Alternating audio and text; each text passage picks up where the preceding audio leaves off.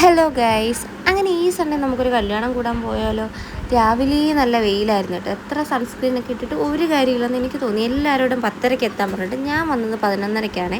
അങ്ങനെ നേരെ ഗിഫ്റ്റ് വാങ്ങാൻ പോയ വഴിക്ക് എൻ്റെ ബാഗ് ഒന്ന് പൊട്ടി. അതിതാ ഇവർ ശരിയാക്കിക്കൊണ്ടിരിക്കുവാണേ. അങ്ങനെ നമ്മൾ ഗിഫ്റ്റൊക്കെ വാങ്ങി അതൊക്കെ പാക്ക് ചെയ്യാൻ കൊടുത്തിട്ട് നമ്മൾ കുറച്ച് ഫോട്ടോസും വീഡിയോസൊക്കെ എടുത്ത്. എല്ലാവരും ഇതുപോലെ ഒരുമിച്ച് എപ്പോഴും കിട്ടൂലല്ലോ.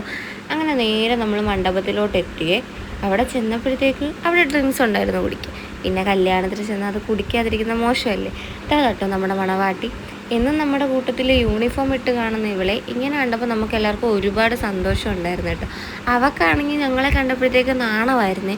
അവൾ ഒളിച്ചിരിക്കുന്നു, വീഡിയോ എടുക്കുമ്പോഴും എല്ലാം നല്ല നാണമായിരുന്നു കേട്ടോ. പിന്നെ കുറേ നേരം സംസാരിക്കുകയൊക്കെ വെച്ചാൽ നമ്മൾ ചില്ലായി കേട്ടോ. പിന്നെ ഈ ബൊക്കയൊക്കെ ഇല്ലേ, അത് അവൾ സ്വന്തമായിട്ട് ചെയ്തതാണ് കേട്ടോ. ഇത്രയും കഴിവുണ്ടെന്നൊന്നും ഞങ്ങൾ അറിഞ്ഞില്ല.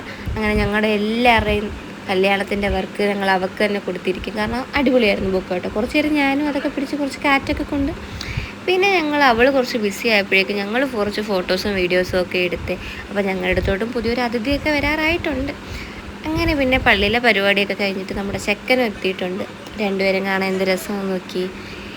അങ്ങനെ അവരുടെ കല്യാണം നല്ല അടിപൊളിയായിട്ട് കഴിഞ്ഞ്. അങ്ങനെ കല്യാണം കഴിഞ്ഞ് നമുക്ക് അടുത്ത പരിപാടി എന്താ, നല്ല ബിരിയാണി കഴിക്കണം. ബിരിയാണിയും കഴിച്ച് ഞങ്ങൾ പെട്ടെന്ന് ഇറങ്ങിയിട്ടുണ്ടായിരുന്നു. കാരണം നമുക്ക് ഉച്ച കഴിഞ്ഞ് വേറൊരു പ്ലാൻ ഉണ്ടായിരുന്നു.